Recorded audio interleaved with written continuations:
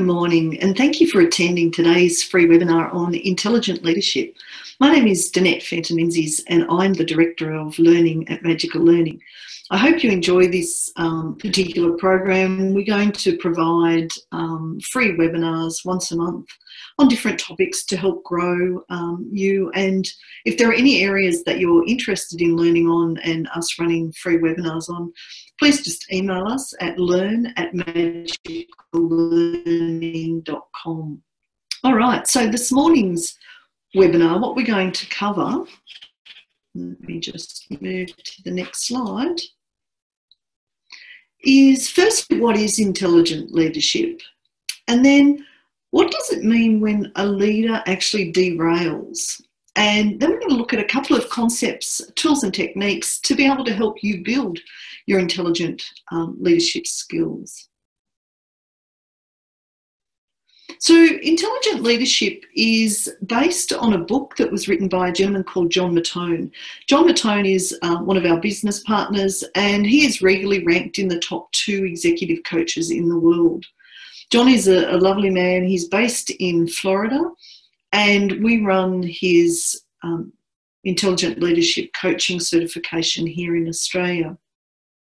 Now, what the beauty of his book, The Intelligent Leadership, is that it examines both the internal and external cores of a leader. By doing this, it helps the leader to understand their style, their strengths, and also their weaknesses. So one of the other business partners that we work with, and our coach, Robin Sharma, has a great saying, which is, with better awareness comes better choices, and with better choices comes better results. So one of the things that we love about it is that it allows leaders to become aware, which then helps them to make better choices and obviously get better results. So I'm going to, on the next 2 slides, show you 2 different leaders, and their, in one instance, lack of awareness, and the other, strong awareness, to show you the difference between a mature leader and a leader that is immature in some levels or some parts of their leadership skills. So the first one comes from Tony Hayward, who is now the ex-CEO of BP. Now, in April of 2010, there was the biggest or largest marine oil spill in history on the Deepwater horizon, and BP was part of that particular oil rig. Now, when it happened and they were being questioned, Tony Hayward was quoted as saying to his executive team, "What the hell did we do to deserve this?" Now, if you don't know about the Deepwater Horizon oil spill, a number of people were killed on the oil rig, and as I said, it was the largest marine oil spill, so it had massive consequences from an environmental perspective. A couple of months after that, he was being questioned about the disaster and what was being done. And he talked a little bit about the people who were suffering and things like that. But then at the end of the quote, he added in the comment, "I want my life back." Now, there's someone who is not necessarily mature in all aspects of their leadership, because he really was focused on himself there rather than the people who were clearly suffering a lot more than him, such as the families of the people who were killed. So this is an example of language that you would see with a leader who is less mature, and in the intelligent leadership space needs to work on their leadership skills. Now, the next one is from Jeff Bezos, and he's obviously the founder and CEO of Amazon, and pretty much everyone in the world knows about Amazon. This quote, his 20th anniversary letter to his shareholders, and this has come out very recently. "So you can consider yourself a person of high standards in general and still have debilitating blind spots. There can be whole arenas of endeavour where you may not even know that your standards are low or non-existent, and certainly not world-class. It's critical to be open to that likelihood. Now, what I love about this quote is it shows that this person who is extremely successful, has created an amazing company, is still open to the fact that there's stuff that he doesn't know. And, you know, in any leadership role, we have to be open to what we don't know, because the moment we think we know everything is the moment that our leadership skills start to decline, because we stop questioning things, we stop being curious, and from that we stop learning. So let me share a little bit about John's intelligent leadership model. And I'm going to start with the outer core competencies. So John has identified 9 of these outer core strategic competencies that any great leader who wants to run a really good organisation needs to be good at. So the first of 5 of these are critical thinking, ability to make great decisions, the ability to think strategically. And that quote that I got from Jeff Bezos, interestingly, at the end of his 20th anniversary letter to the stakeholder, he'd included the first letter that he wrote to his stakeholders. And it showed even back then his strategic thinking in terms of what he could create out of Amazon. So he's a real good example of a person who demonstrates quite a number of these intelligent leadership skills. Another one is emotional intelligence, emotional leadership. So individuals who are not so strong in emotional intelligence tend to find that they will lash out at people, they will blame people, they'll not be very good with their people skills. And yet great organisations need their leaders to be emotionally intelligent. They need to be able to connect with their people and sell that vision and get everyone behind that vision of the organisation. So emotional intelligence is a critical skill, as are obviously communication skills. So if you are a great leader but you're unable to communicate, then it's going to be very difficult to influence and persuade others. The rest of these skills include talent leadership, team leadership, being able to lead during change, and obviously with the rapid amount of change that's happening in our world at the moment, this is a critical skill. For example, until the end of the 19th century, change happened about once every, so our knowledge doubled around change. Our knowledge doubled about once every century. Now it's doubling about once every 13 months. So our ability to be able to lead through dramatic change is obviously extremely important. And the ability to drive full results. So a leader needs to be able to focus the team to ensure that they're able to achieve the results on behalf of the organisation. So if you look at those 9 strategic competencies, there's obviously a lot of work that needs to be done to become strong in all of those 9 core areas. Now, the second part of John's thing, and in fact it really is the first part for all of us, is our inner core. So those outer core competencies are about the skills that we develop over time, but they are actually impacted initially by our inner core. So part of our inner core is our self-concept. So that is who we think we are and what we're able to achieve. It also includes the elements of our character. So those elements of our character include our courage, our loyalty, our diligence, how modest we are, our honesty, and our gratitude.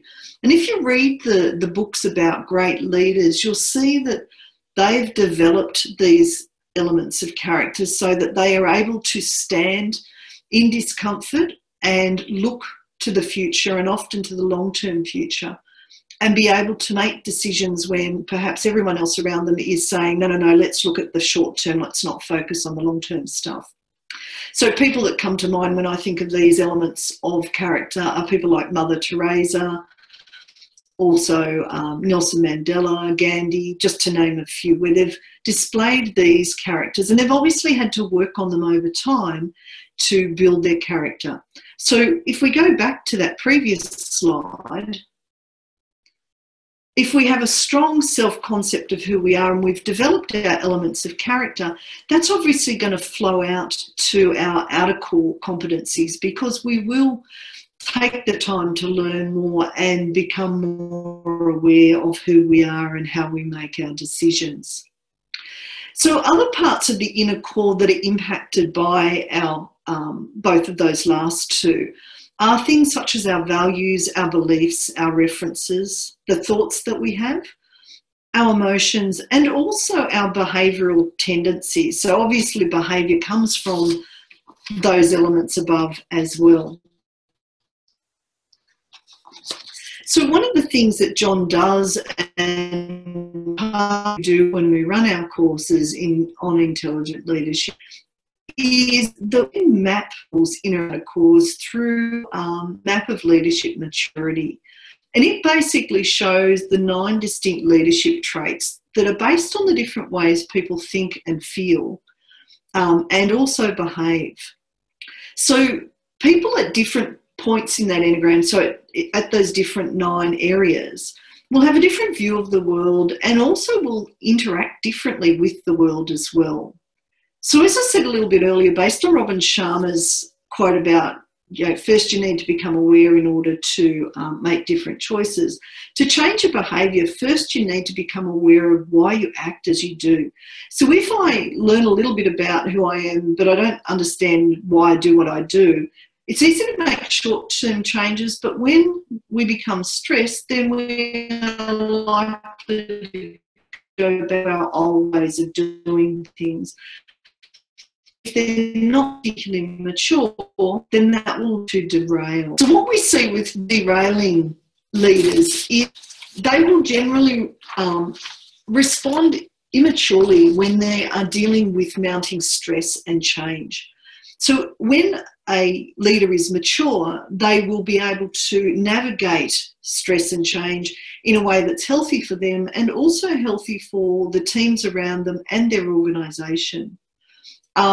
So one of the things that the Intelligent Leadership Program shows us is that if we understand where we're mature, we can work on those areas, but also if we understand where we are currently immature, we can work on those areas that have previously derailed them and put strategies in place so that in future, when we are dealing with lots of stress and change, that we don't get derailed. Now, classic biases to do with when people fail, you'll often hear people who are less sure how they were assertive, but others around them have regarded what they do as aggressive. So the difference between an aggressive leader and an assertive one is basically who's in control of their emotions. So an aggressive leader will yell at people and often will use language and blame those people. Whereas an assertive leader will be feeling the same emotions, but they'll have taken steps such as deep breathing to be able to control their emotions and to come across in an assertive way, so stating their point without yelling and making others feel threatened. So some of the things you see if a leader is more mature is that they tend to seek a more optimistic view of the world. And what they'll do differently to an immature leader is they'll ask better questions. So rather than saying, why me, a bit like that first quote where I want to get my life back, they will use questions about, okay, what can we learn from this? So they're not looking to blame, they're looking to learn and move forward. What you tend to see with immature leaders is that they tend to use dramatic words, so it's always or it's never. They'll also tend to see success as a temporary state, which means they tend to be more pessimistic in their outlook, and which means they then personalise things and become stuck. So part of that is, if I am to grow myself as an intelligent leader, there are a couple of things I can do. So they include First of all, doing the assessment so that you start to know, well, where is it that I am likely to derail because I'm not so mature in those leadership skills? The other thing is, once you become aware of the areas that you're likely to derail, it's putting in place strategies to counteract those derailing tendencies.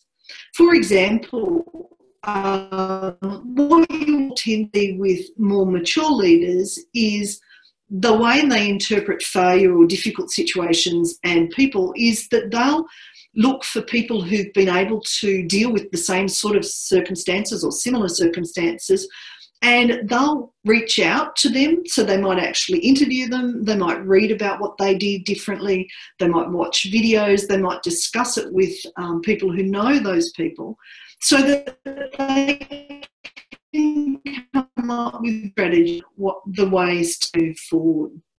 Some people will use a coach or a mentor to work on these areas, and I have some specific clients where we work directly on these areas in order to grow their maturity and their leadership skills, and these are often CEOs of organisations.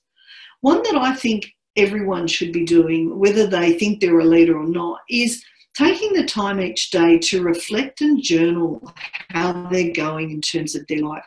So some great questions are, and I use these every day. So what do I need to keep doing because it worked really well today? What do I need to stop doing because when I did it today, it didn't work so well? What do I need to start doing? Now, if I get stuck, I ask, who else has been here before me in this particular circumstance, and what can I learn from them? And that enables me to move forward. Now, I look at all of the successful people, and I can't think of one successful person who doesn't take time to reflect and journal. So if successful leaders do it, then there's a secret in that, meaning that if you're not doing it, please do it. The other thing is take time regularly to seek feedback. So what is it that you're doing well, but also what areas can you improve on? And if we go back to that Jeff Bezos comment, we all have blind spots. And so that awareness by seeking feedback, and obviously you need to seek feedback from people who are brave enough to give you honest feedback as opposed to, oh, look, you're doing great. So seek feedback from them. And then if you feel like a bit hurt after they've given you the feedback, take that as a pretty good indicator that you do have a bit of a blind spot there and that is an area to work on. So thank them, because it's not about them, it's actually about you and your growth. So by utilising these 5 tools and techniques, you'll be able to grow yourself as an intelligent leader. Now, like all good things, it is important to ask yourself good questions. So I would be interested in what is it that you're going to work on in terms of becoming a more intelligent leader. And a great place to start, I would suggest, is have a read of John Matone's Intelligent Leadership book. Obviously, if you're interested in more, then we are running regular workshops on intelligent leadership. Our next one will be in August. So I encourage you also to apply those tools and techniques that we talked about on the last slide.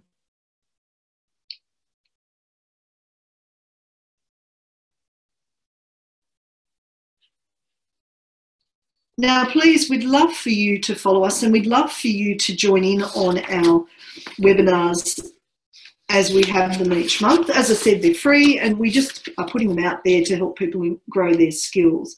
So our next one will be on the 14th of June at 10:30 a.m, and that's about improving your communication skills. So thank you very much for attending today, and have a lovely rest of the week. Thank you.